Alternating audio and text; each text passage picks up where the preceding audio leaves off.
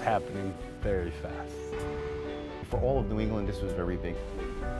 We're up and running, things, all systems go. I didn't even know one of the guys that rescued me.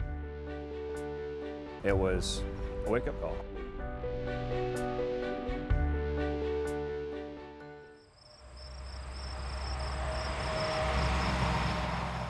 We were so prepared for everything we thought.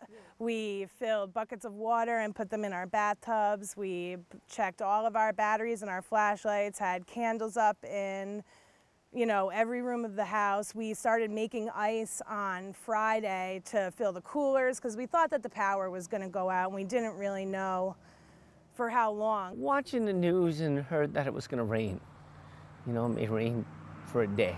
I mean, nobody expected that. The higher level discussions at the FEMA level was that there was certainly an expectation or potential that New York and Long Island were going to be in the bullseye more so than we ended up being. We were more concerned with our family and our friends down in Connecticut, Shoreline, and in New Jersey. So we were more worried about them, and we just thought that we were getting a lot of rain.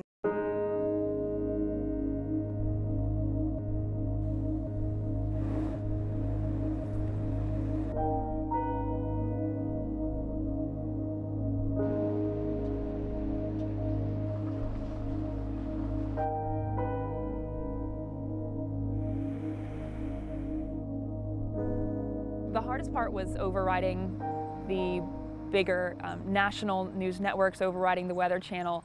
A lot of people watch that and they see what impact Irene had up and down the East Coast, but it's going to do something different here in Vermont. This storm's tracking, you know, 3, 4, 5 days out. We'll start preparing for it, talking about it, what we want to do, what we're going to need if it does come, how much personnel we're going to need, and where we're going to get the resources from. 72 hours out, we start moving. If we know it's going to come to our region, we move all our resources into place so that we can be prepared. For Hurricane Irene, we had the resources in place like a day and a half, 2 days before. I lived here for 40 years. I've watched the water come up in the field across the street and stop at approximately the same level every spring and fall. For the storm, we were just worried about wind, really, high wind. We'd had a lot of rain beforehand, and so I knew the river would come up very fast, but I just, you know, I never anticipated what happened. We did what we needed to do. It didn't take us that long. We were good to go. I was watching the news. I had my friends, Waterbury, calling. We were talking back and forth. I live in Hardwick, about an hour away, and my friends live here in Waterbury. And we were talking back and forth. Most of the damage that was going to come from Irene was supposed to come right over. Supposed to be, the eye of the storm was supposed to come over where we were. I asked the governor for an emergency declaration pre-impact, which he did. In anticipation of what's going to happen, I am declaring a state of emergency for the state of Vermont. Basically, it was just waiting at that point to see exactly what the storm was going to do.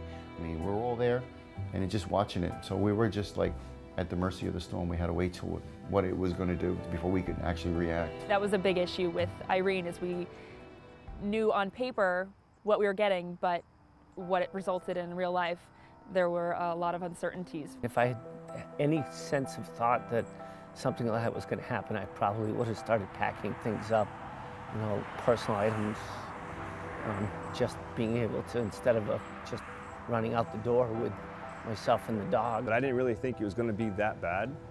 I mean, we heard Roger Hill talking, and I was listening to the radio about how bad things were.